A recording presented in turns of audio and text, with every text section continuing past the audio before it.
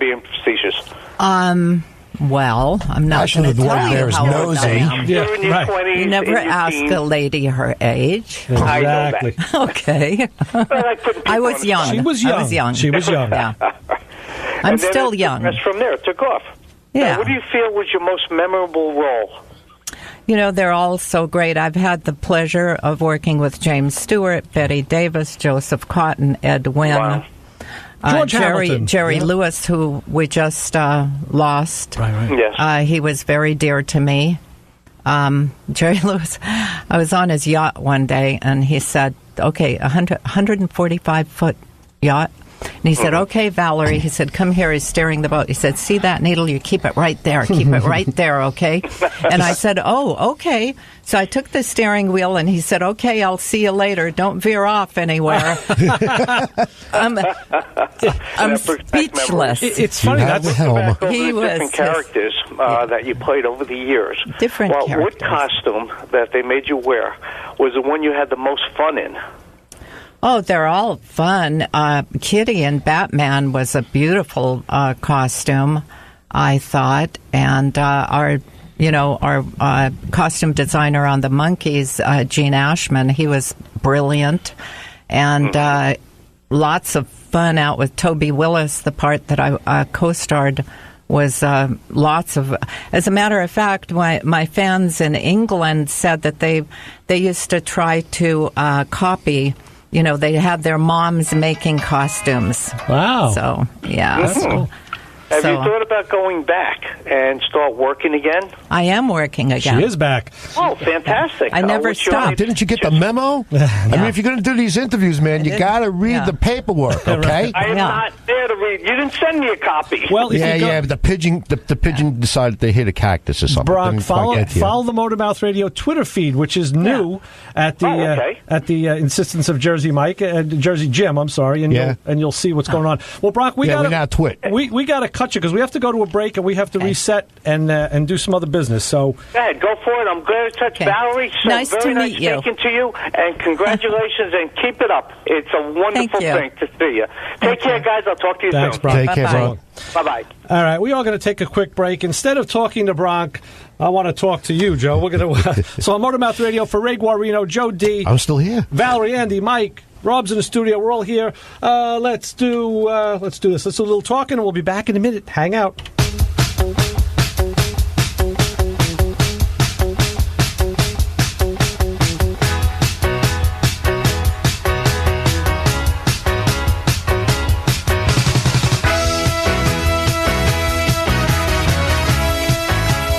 Hi, I'm Rob Leonard. Join me for the Free-For-All every Sunday, 10 a.m. to 12 noon.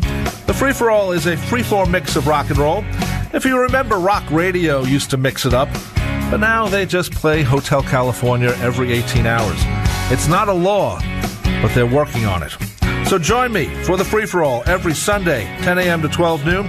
Replays every Saturday morning, 5 a.m. to 7 a.m. right here on 90.3 WHPC, the voice of Nassau Community College, streaming at ncc.edu/WHPC. Opa! Yasu! Hi, this is Teddy Savalas, and I invite you to 2 hours of vintage and modern Greek music with a mix of Greek mythology, history, culture, and dynamic English vocabulary based on Greek roots. If after listening you end up saying it was all Greek to you, I'll be thrilled. So until then, let out an opa and dance to the music on the Soul of Alas, Tuesdays at 5 p.m. on the voice of Nassau Community College, 90.3 WHPC. Opa!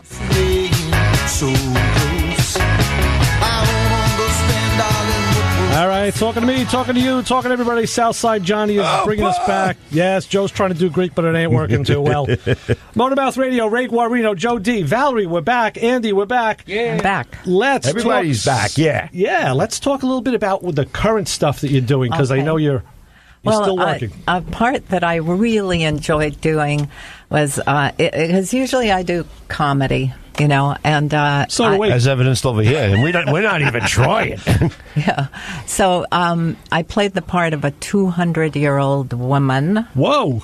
who has invented a youth formula. Excellent. And everybody calls her Mother. Did you bring it up for everybody? And she is, the reason I love this part was because I really there's a young girl that has the formula inside of her. So, naturally I want that, right? And I got to kill somebody in the movie. Oh, wow. I really liked it. I got to slit their throat. I would have never guessed it. I loved it with a gardening tool. And the young man that I killed... With a gardening tool. Yeah, with a gardening tool. Nice. Cut his throat.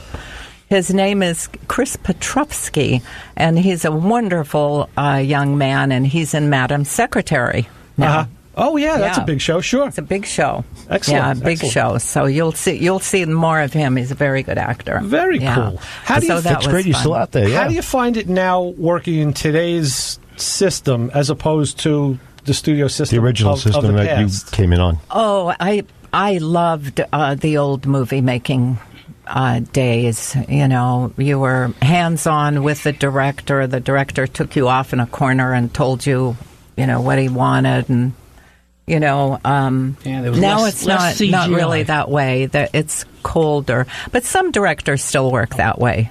Okay, so it's still kind of organic, yeah. Yeah, it depends, I guess, on who you're working with and how big of a celebrity you are. Because I'm a small potato, but I'm a potato. Ah, yes. Right, okay, right. But I'm a small potato, so it depends, Right. Yeah. A lot of us speak about stuff like that all the time. We talk about fame, fortune, things we're never going to get. And we say, and I've often said, I just told my daughter this, who's changed colleges. I said, you're a little fish in a big pond. Yeah. I said, and it's good because now you have something to shoot for. When you're the big fish, everybody's gunning for you. That's it. So I'll be the russet. I'll be the little spud. Right. Yeah. Yeah. As proven by... At least they planted you.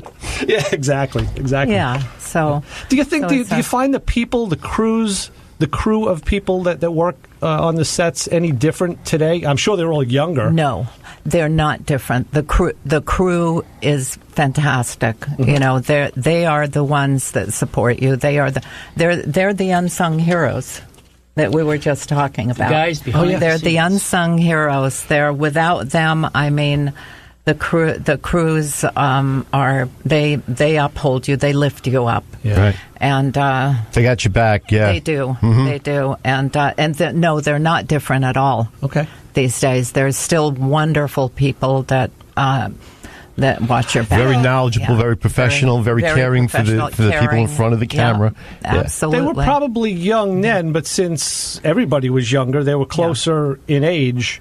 Well, you've got a lot of people like on Criminal Minds. You've got young people, young crews, which I worked on. It was just okay, a little bit. Yeah, well, hey, tiny part. You did it. Hey, it's there. Yeah.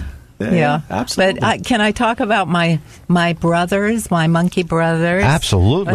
Please do. Mickey Dolenz, MickeyDolenz.com, and you can find all of his schedule. He plays the East Coast everywhere. Yeah. Peter Tork will be here on October 21st in Westbury Music. Okay, Westbury. Hall. Yeah. Is that it? Yeah, October 21st.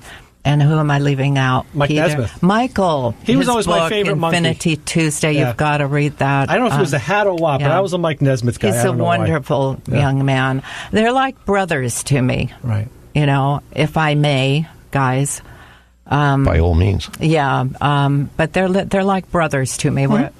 We're like a family. And Coco Dolenz, who has been singing with her brother Mickey for years now, and she sang with Davey, CocoDolenz.com, and she's wonderful.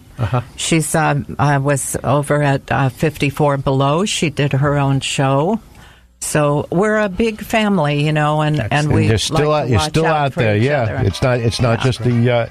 It's just not the past. You guys are also the present. That's great to know. All right, we're going to go back to the past on the phones and say hi. You're on with the Motor Mouths. Hey, this is Tom from Massapequa. Good afternoon, everybody. Hi, Tom. What's happening? Hey, Tom. How are you? What's going on? Oh, great. I just want to thank Val for being on the show. It's nice to have a different perspective. Val, thank you so much. By all means, yeah. I didn't hear. Now, may I ask, I didn't listen to the beginning of the show. I know you were with Batman. What were you on the Monkees? Well, the historian of the Monkees, Andrew Sandoval, who knows everything about the Monkees, he said that he just released a thing called the Blu-ray set of the Monkees, that Rhino Records actually released it. And he was redoing all of that, and he said that I was in 18 episodes. He said, Valerie, are you aware that you were in almost as many episodes as the Monkees themselves? And I said, no, I was not aware. I'm not aware of that at all. But I think that if you watch the Monkees, then you would recognize me, especially from Monkees a la Mode, Our Friendly Neighborhood Kidnappers.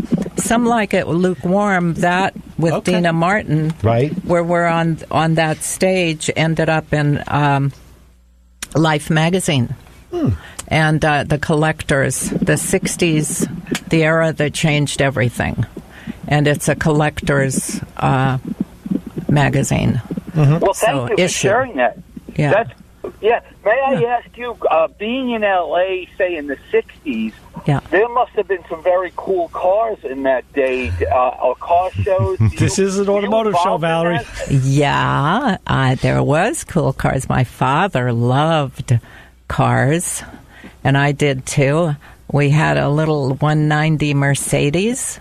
Okay. Yeah, and my late husband, Nick Venet, who discovered and produced the Beach Boys, they had a song called Something, Something, Something, and Daddy Took the T-Bird Away. Yeah. Little song, and he something, did. something. I like that. He took my T-Bird away, which was a 1959 black T-Bird. Square bird. Yeah. Cool. I was driving too fast. How could that possibly happen?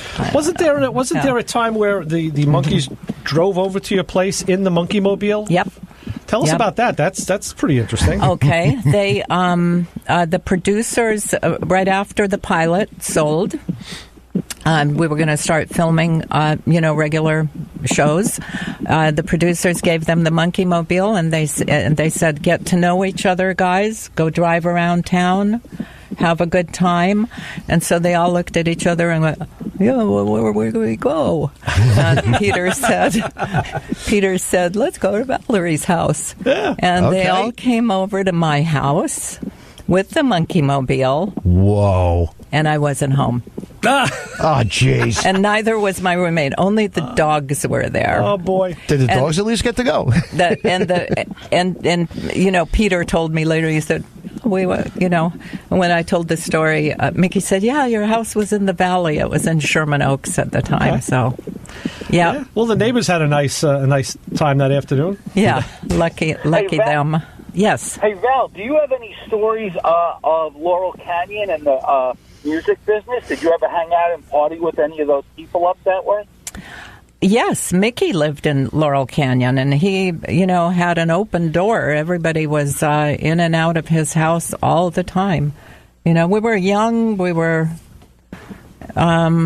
parties, and we were successful, and we had a great time. And Mickey was so... I lost my father in those days, and I came to his door and very sad, and he was so supportive to me. He was really kind and supportive.